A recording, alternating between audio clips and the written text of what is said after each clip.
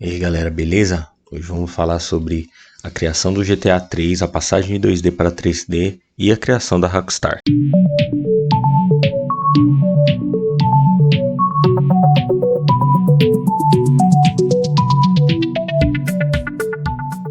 Bom galera, após a produção e lançamento do GTA 1, David Jones saiu da BMG Interactive, ele e a sua desenvolvedora, a DMG.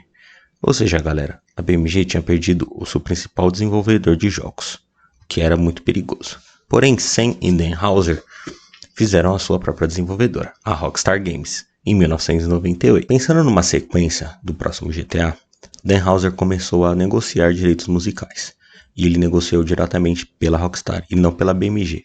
Isso porque a BMG já estava muito grande. Com o lançamento de GTA ela ficou muito visada.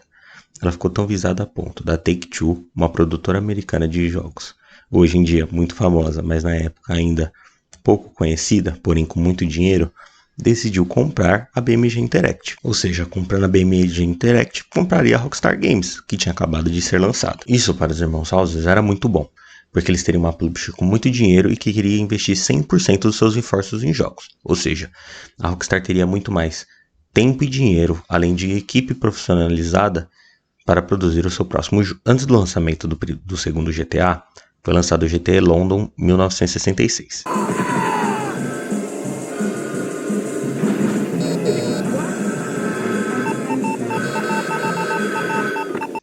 Na verdade, esse jogo não tinha um nome e nem era um jogo. Ele na verdade era uma expansão do primeiro GTA, que se passava em London em 1969. E os fãs, que acabaram até gostando, porém não era nada daquilo que eles esperavam, eles realmente estavam esperando uma sequência, apelidaram o jogo de GTA London 1969. Em 1999, lança o próximo GTA, o GTA 2.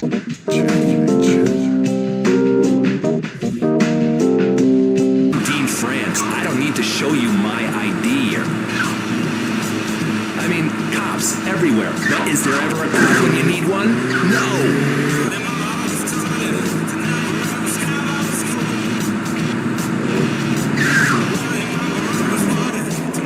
GTA 2 trouxe tudo melhorado do primeiro jogo, mas nada muito inovador. Gráficos melhores, gameplay melhores, carros melhores, mais arma, mais carros, a história muito melhor.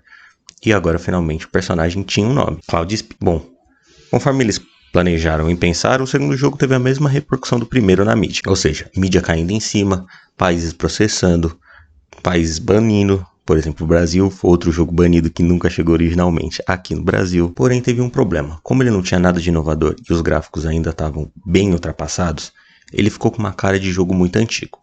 Ele fez muito sucesso, porém os fãs não gostaram tanto, porque eles queriam algo novo. E foi aí que logo depois que lançou o segundo jogo, Sam e Dan começam a pensar no terceiro jogo. Bom, como eu disse no primeiro vídeo, a DMG Interactive, a empresa do David Jones, foi vendida pela BMG. Porém, não estava dando tão certo, eles estavam quase beirando a falência. Então a Take-Two foi lá e comprou essa empresa. Porém, David Jones não estava mais lá.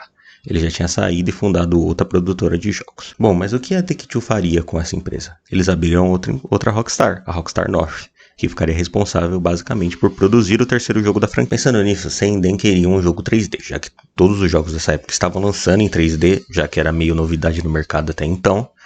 E eles queriam um GTA em 3D, já que a maior crítica do segundo jogo foram os gráficos ultrapassados. Pensando nisso, a Rockstar North precisava de uma nova engine, já que a engine atual deles não conseguiria fazer jogos em 3D. Eles usaram a engine chamada Handiware, produzida pela Creaton Games. Bom, com o planejamento feito e a produção a todo vapor, a equipe da Rockstar North conseguiu fazer um mundo aberto em 3D muito detalhado, uma coisa que foi incrível. As cidades eram gigantescas, através de um sistema que foi muito utilizado depois do GTA 3, chamado nível de detalhe. O que é isso? As coisas perto de você ficam muito detalhadas e as coisas longe de vocês não se repara tanto, porque o jogador vai prestar muito mais atenção nas coisas que estão perto. Fazendo isso, eles conseguiram poupar muito processamento dos consoles atuais da época e fazer um jogo ainda maior do que eles queriam. E o GTA 3 está ficando incrível. Além desse mundo aberto com muita liberdade, atores profissionais dublando, muita polêmica, história, humor ácido, violência explícita e ainda mais porque os personagens eram em 3D. Você não estava mais matando bonequinhos de cima. Você realmente estava matando pedestres que você estava olhando para eles. Com muitas armas, nível de realismo absurdo. Além de tudo isso, teria várias músicas licenciadas. Teria rádios no carro. Ou seja, as músicas reais de vários estilos diferentes E músicas até importantes, por exemplo, a trilha sonora inteira do Scarface está no jogo. Eles tiveram apenas um problema durante a produção, o atentado de 11 de setembro. Como o jogo se passava numa cidade que era baseada em Nova York, tinham as Torres Gêmeas e até tinha uma missão que você faria nas Torres Gêmeas.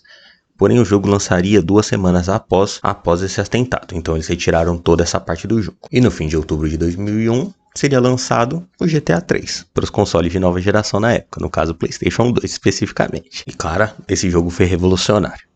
Além de você ter uma liberdade nunca antes vista no mundo dos jogos, afinal não tinha muitos jogos abertos que tinham, tipo Superman 64, um jogo que é meio mundo aberto.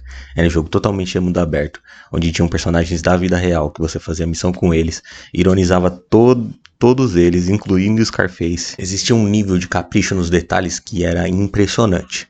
Esse jogo literalmente revolucionou o mundo dos jogos, principalmente os jogos de mundo aberto, que todos usaram com base o GTA para fazer o seu. A gente nunca tinha visto algo assim no mundo dos games até então. E gente, apesar do seu preço incrível para a época, custava cerca de $50 no seu lançamento, o que era absurdamente caro, o jogo foi um sucesso estrondoso. Ele vendeu muito bem, e as críticas falavam extremamente bem. Até hoje é um dos jogos mais bem avaliados de toda a história. Sorry, babe. I'm an ambitious girl. You're just small time.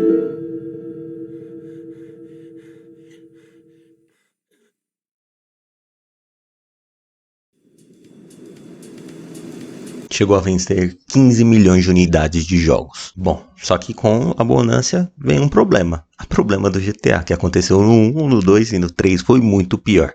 O jogo foi imediatamente banido da Austrália e processado por um monte de país. A Rockstar foi oficialmente processada. Muito porque nos Estados Unidos, muitos jovens atiravam em outros jovens e alegaram que era influência do GTA 3. É claro, rapaziada, a gente sabe que isso não tem nada a ver uma coisa com a outra. Isso acontece várias vezes por ano, e a pessoa alegar que isso é culpa de um jogo, a gente sabe que isso é bobagem. Eles foram processados em 346 milhões de dólares. Porém, eles ganharam a causa. Assim, liberdade de expressão no mundo dos games. Enfim, GTA 3 foi um grande sucesso e revolucionou tanto a vida dos irmãos Houses quanto a Take-Two como um todo e a Rockstar.